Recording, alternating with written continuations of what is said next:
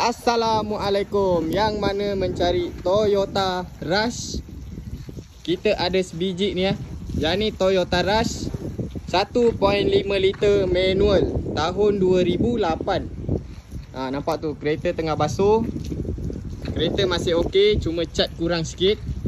Siap ada sport rim lagi ya. Nampak biji tayar pun bunga tebal lagi. Lampu masih cantik. Nampak tu. Bahagian tepi semua cantik lagi. Door handle chrome.